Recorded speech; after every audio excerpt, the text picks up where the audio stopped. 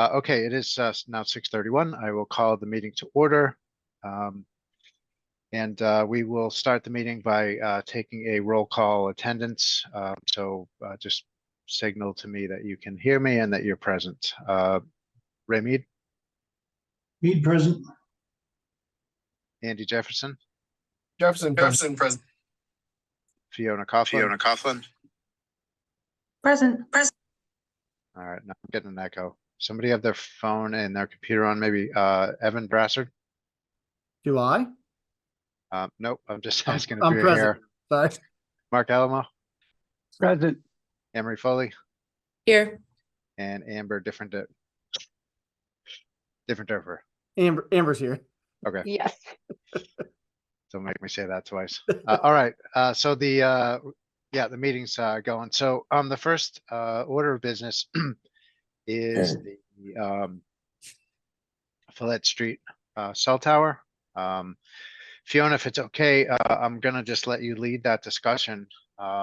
We had some members visit the site on Friday, which was great. I think the water department met on Wednesday morning, so that was good. So I think we've got a lot of additional information to bring to the discussion. Yeah, absolutely. Thanks, Matt. So just as Mr. Chair was saying, so since the last meeting of the select board, the board members decided that they wanted to gather some more information to make, a final decision before the meeting this evening. One of the key pieces of information that the board was looking for was a final determination from the water department. Actually, I'm sorry, the Grafton Water District on how they would proceed with this, as they would be impacted by the alternate site at 21 Follett Street pretty strongly. The water commissioners met, as Mr. Hoffman was saying, the following Wednesday after the, what was it? That was on the 10th in the morning, and discussed the topic and basically issued a letter that they submitted to the planning department stating that they've discussed the what the potential impact and where the present lease agreement and the solar panels are situated, and the protective radius around of 400 feet around the wellhead and the access road. They understand, they know, and they want to make very clear that area is under control of the district, and the board would not want to move forward with a cell tower in that proposed area. Any area outside of that description that I just provided on the site, the water commissioners would be fine with. However, if the board members will recall, at the last meeting, we discussed some pretty significant constraints from a development perspective on the available land. So with that being said, this is obviously a complicated issue, and I wanted to be available for the select board members to follow up even after the water commissioners submitted that letter into the record. So we did go out to the site on Friday the 12th in the morning with Mr. Jefferson and Mr. Alamo. So just to kind of take a peek at 21 Follett as far as we could go. We were able to walk down the access road, get a nice view of the solar array, the floodplain, and some of the surrounding flood area that you pass as you're walking through the access road.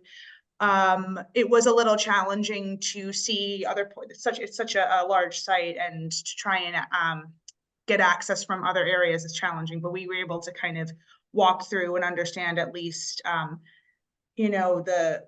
the access way and what the potential Verizon technicians would have, how they would be entering in and out of the site, and go over so many lasting questions there. I don't want to speak for Mr. Jefferson, Mr. Alamo, but I think that, it was a really productive conversation. We kind of ironed out some last minute questions that came up during the last hearing that would need some clarification, particularly regarding Article 97. Height of the tower, would the tower be taller at Follett? Would abutters be impacted, et cetera, et cetera. And I believe that a couple of members of the board relayed to me personally that they would try and drive out to the site of 58 Follett and take a look at it from certain vantage points that were also in the photo simulation analysis. But what, in terms of major updates that I have from my department following the last hearing, I was able to hear back from Mass DEP from the Central Mass office, but they weren't overly helpful in terms of understanding what role they play, especially a site like 21 Follett, where it's environmentally constrained. They basically said, we defer anything that has to do with the wellhead to the water district, and we kind of rely on local jurisdiction over state. And I mean, obviously our Conservation Commission works closely with Mass DEP, and a lot of their permitting is interlinked. So I don't think that they're coming down too hard at the local level. They rely on local bodies to kind of handle that. So yeah, and I think, other than that, I mean, I think it might be a good idea to answer any outlying questions. I know there was some information that was submitted today by a member of the public that the board might want to ask about. So I'm happy to do that. And yeah, we'll go from there, I think. Sounds good. Thanks for getting us kicked off and providing the context. So yeah, the floor's open. I guess we'll go with just if you want to raise a hand, I'll call on you.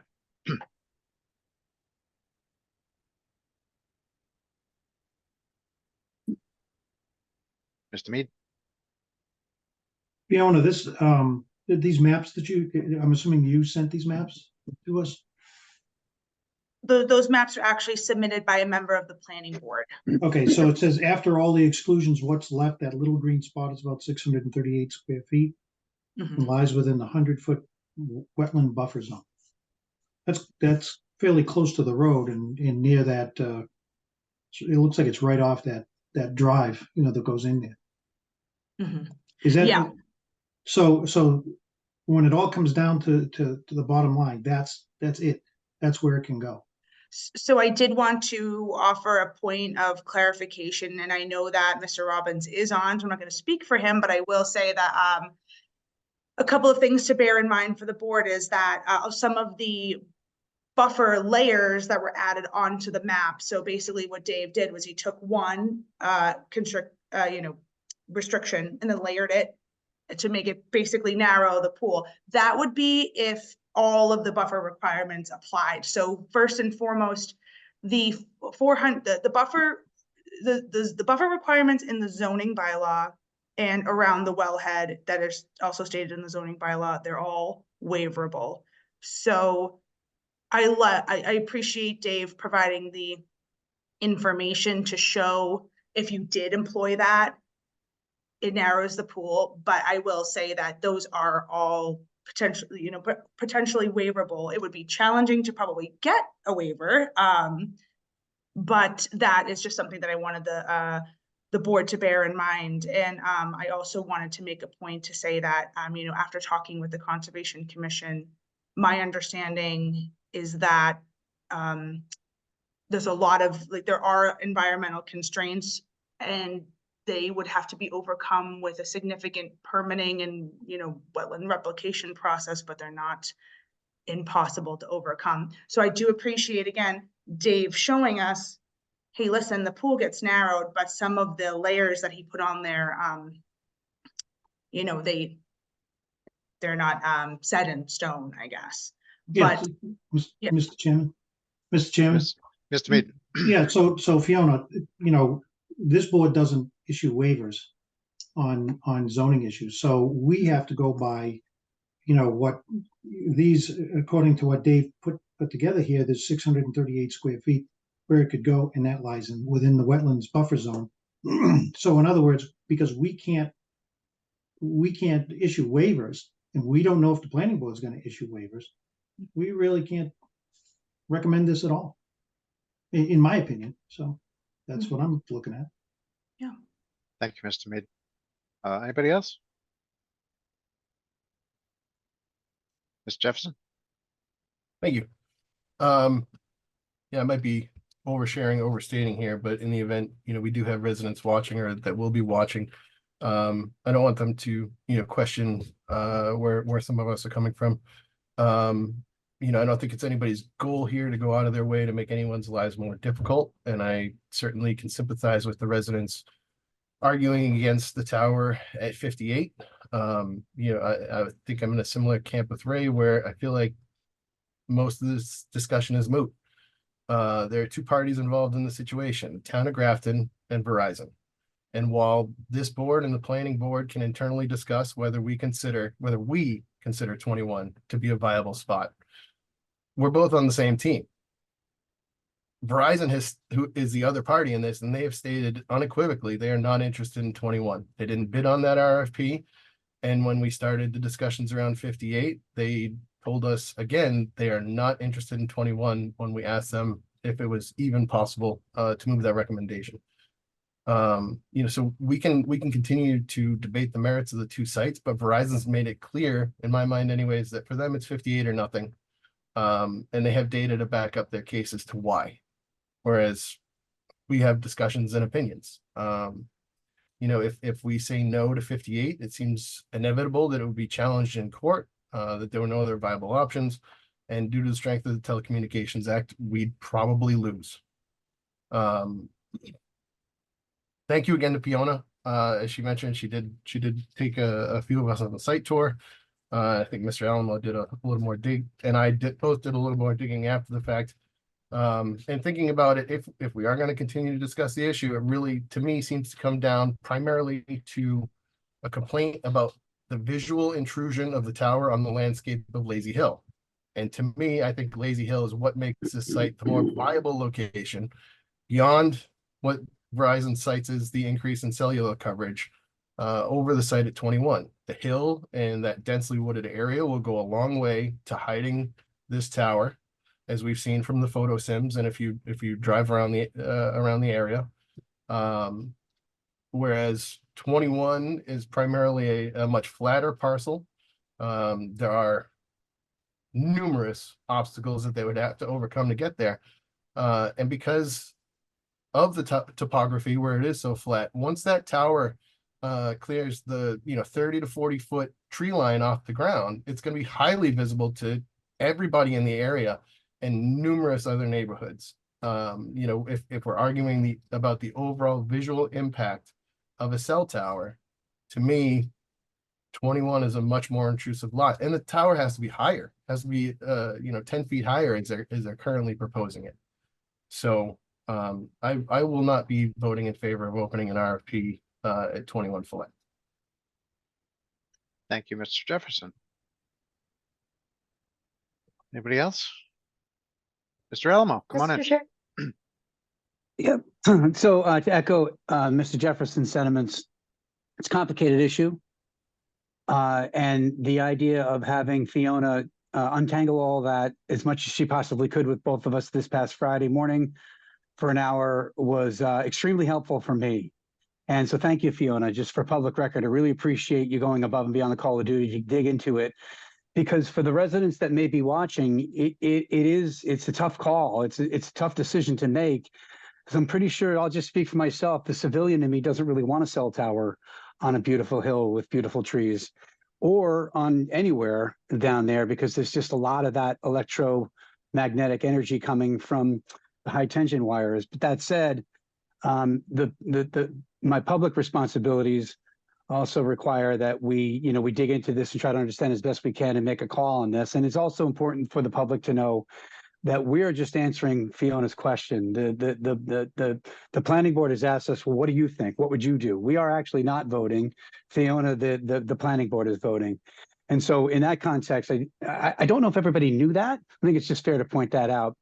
With that said, yeah, I came in to that discussion this past Friday thinking one thing. I left thinking another thing. I went back Saturday and drove around. I decided not to go for the hike up that mountain because it's surrounded by, like houses, and I didn't want to be trespassing. So I did as much driving and digging as I could for a couple of days. And I just honestly, I went back and forth on it, and I was going to come into this meeting and suggest, could we not do it? And then if we know we can't do it, we know we can't not do it because of the reasons that Andy said. We're pretty sure the Telecommunications Act is probably going to override that call. Could we make it work at 21? And recognizing now what Mr. Robbins provided with us, it certainly appears as though that's not possible at 21 either. So unfortunately, I mean, if this is going to happen, it looks like it would be 58. For if it's a choice of only those two sites. It's not my first choice, but if that's what it has to be, then that's what it has to be. And then I guess my only call on that, Fiona, if you were asking for advice, which you are, I mean, is it possible we could put it on the other side of the mountain? So it's maybe on that ridge, so it's not quite in the face of the Grafton, of the view of Grafton residents. I'm not even sure if that's possible. I see your Anne Marie shaking her head. So I'm not sure I'm helping you, but I can say that it is hard. And if it's got to be 58, then I guess it's got to be 58. I don't envy your vote, though, but you have to vote for. Thank you, Mr. Alamo. Fiona, just hang on one second. Anne Marie, did you want to chime in? I'll wait to listen to Fiona and then I will. Okay. Great. Fiona, come on in. Sure. So just to Mark's point, it's a good question about could it be located on another portion of the hill? So the board did push back on that before locating it kind of further away, a little out of the line of sight, closer to kind of the northern portion of the parcel. And they came back and said, again, that it's not, the only other feasible alternative was, I believe it was, Dave might be able to correct me here, but it was like, I think it was probably like 500 to 700 feet north. And they basically pushed back and said, again, not meeting our coverage goals, would probably need to adjust the height, and would just all in all not work. So so my planning board did try and push back on that as well. They did come to their it did come to their attention as well that they should try and see what on that particular parcel what they can do, and basically just based on buffer requirements, which the applicant Verizon is not trying to currently seek a waiver for. They're trying to not waive as much as possible. There's a few waivers that they've requested, but for the buffer requirements, they're not trying to push too hard on that. So when they try and configure the site with buffering, with the topography, et cetera, they basically said where we have it is where we're gonna try and put it, basically. Thank you. Just- Just hang on just one second, Mr. Alamo. I know we have both Amber as well as Dave with their hands up. If it pleases the board, we could bring Mr. Robbins in as a panelist. Is that okay? Okay, great. Dave, come on in. Okay. The conversation's kind of gone on a little bit from what prompted me to initially raise my hand, but I did want to follow up on Fiona's observation that the setbacks in the zoning bylaw can be waived, and I can produce. I did a visual reducing the setbacks. The normal setback is twice the tower height, and I did a visual at one times the tower height. I don't think the board would ever waive it at anything less than that. But setting back from the town line, from the property line and from the wellhead protection zone by just one tower height instead of two, it doesn't really open up that much of the land to potential development. And with the reduced setbacks, you do have, you then run into more of the wetlands and the flood zone, which basically, within the wetlands and within 25 feet of the wetlands, you're never going to get approval for that. Within the floodplain, conservation would be looking at that. It's also, there's the floodplain zone in the zoning bylaw, which doesn't appear to allow a cell tower in the floodplain zone anyway, and I don't think that's waivable.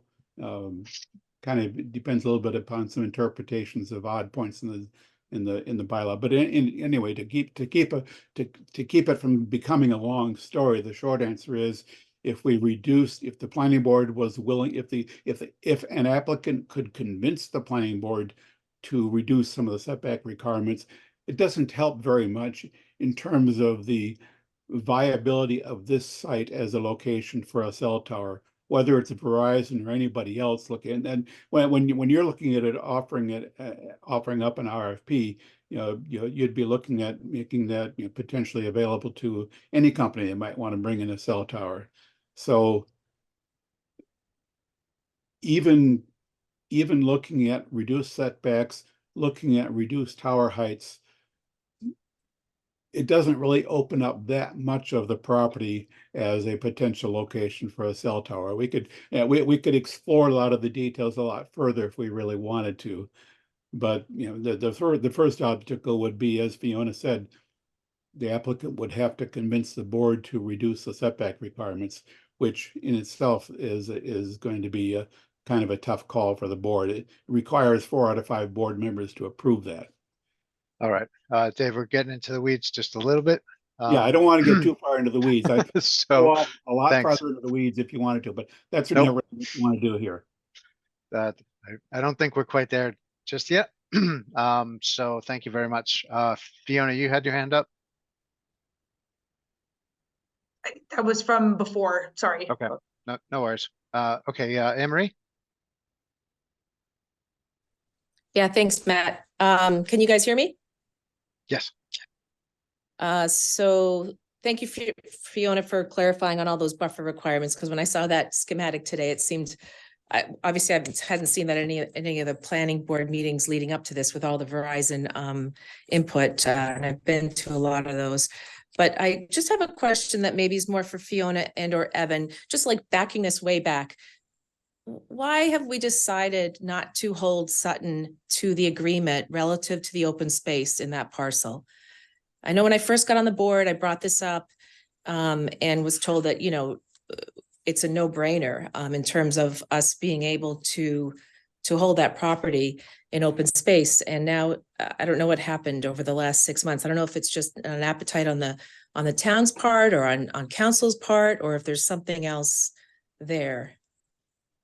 So that's a question relative to this, but not entirely. It's kind of like the backstory of how we got here. And it can be just a quick answer, maybe. But. Do you want to go, Fiona, or do you want me to go? Sure, I'll do a quick summary of it, and then you can elaborate if you want.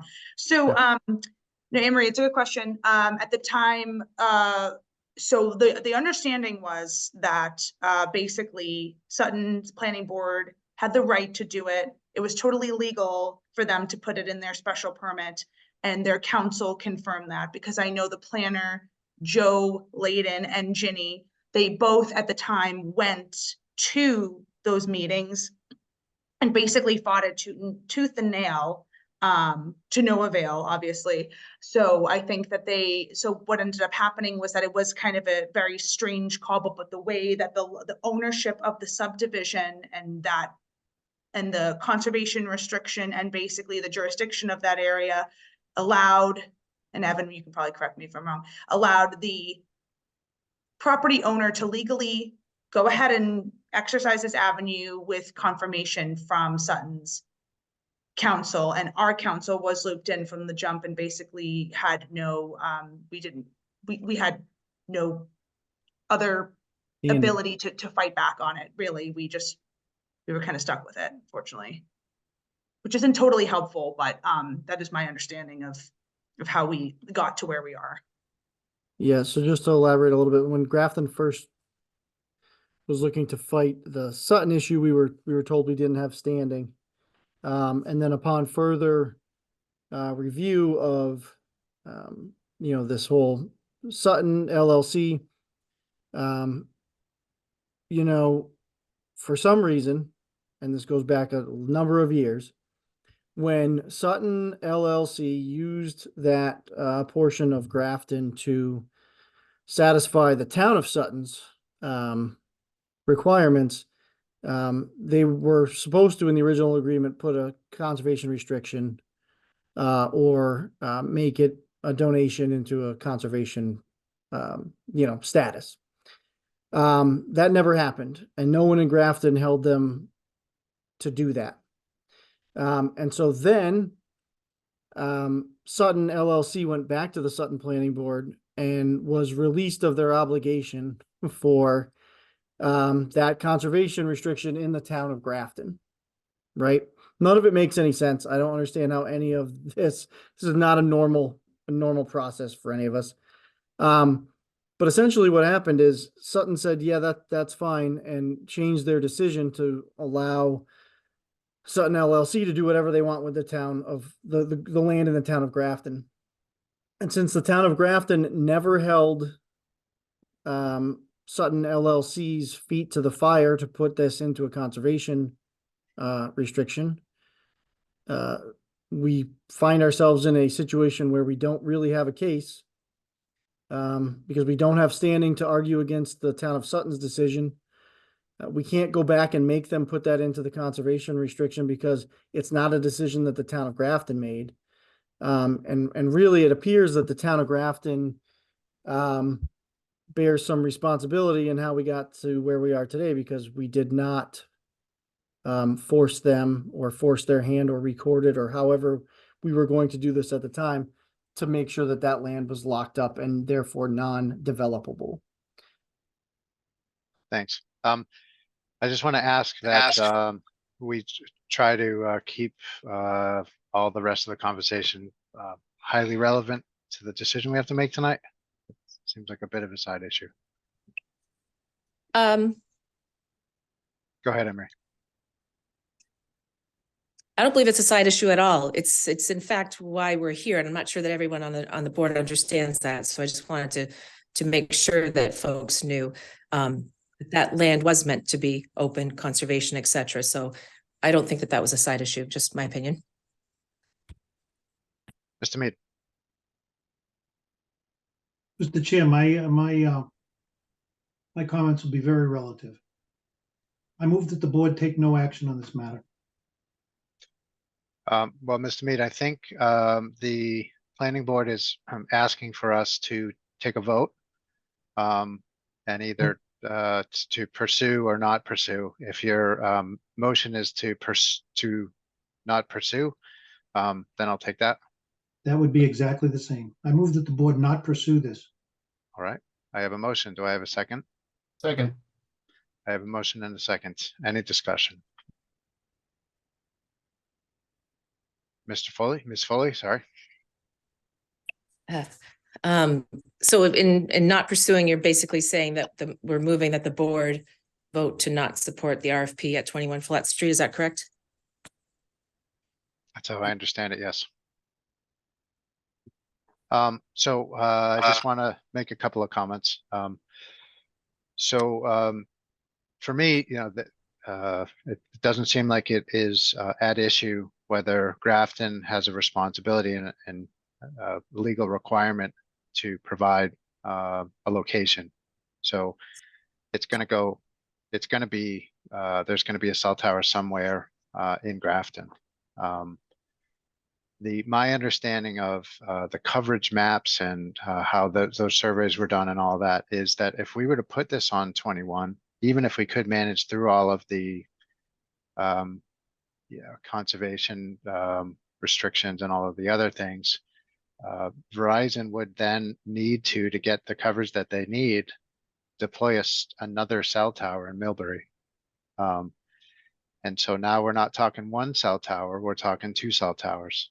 And that the reason that 58 is the right location, in my opinion, is that it's the right location from a geographic standpoint. I think Mr. Alamo articulated it pretty well. It's the right location for this cell tower. The only other thing that I would say, and so I would be in favor of 1 versus 2 towers, thinking also about our neighbors who, you know, they'd have another site that would disrupt a neighborhood. The only other thing that I would say is, you know, it occurred to me as I was passing by those high tension electrical wires that probably somebody at some point fought those. Somebody probably fought putting in the highways that we all use. The right location is the right location. If we were to try to block everything that poses, you know, change and visual and otherwise, we'd still be in the dark ages. And so, you know, this to me, I see as a very basic and very useful bit of infrastructure that everyone needs. And there's no boundaries to where the cell tower broadcasts its signal. People drive out of Grafton into the neighboring towns, and you know, that signal is going to benefit them. So I'm in favor of Ray's motion. Any other discussion? All right, all those in favor by roll call, Mr. Mead, Mead, aye. Mr. Jefferson, Jefferson, I. Mr. Alamo, Alamo, I. Ms. Foley, Fully no. and Mr. Often is a yes or an aye. So the motion carries. Thank you, Fiona, very much. Thank you, Mr. Robbins. Appreciate it. Thank you. Have a good night. All right, next up, we have the TA contract. Mr. Mead, Mr. Jefferson, I'll hand it over to you guys since you guys were on the negotiating team to just present this, and we'll take a vote. Andy, take it away. Thank you, Mr. Mead. So as we kind of kicked off last week, we do have a revised copy of the proposed contract between the town of Grafton and Evan Broussard for the 3-year term as town administrator.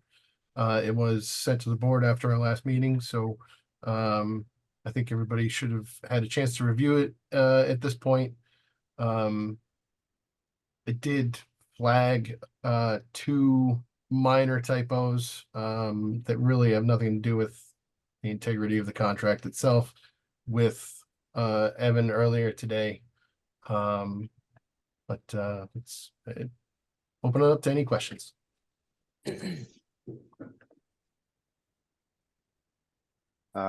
Yep. Anne Marie, please come in.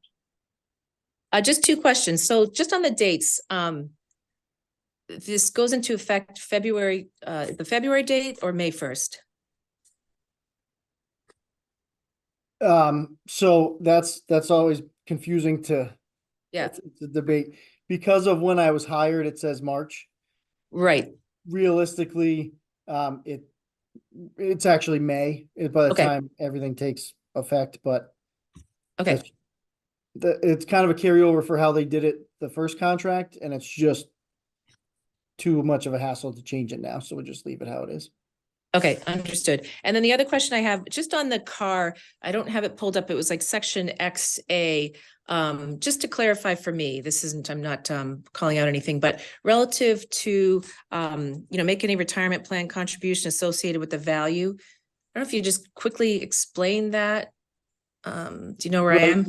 Right, so it's a thing where that offsets it's technically income that is not counted towards your retirement, is essentially they give it a value per year of what that's worth.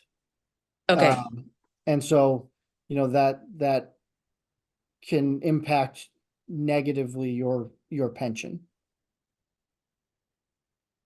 okay. So that credit that we may or may not have to give is subject to, Worcester County Retirement Board's decision on Okay. whether it meets or doesn't meet. Okay, thank you.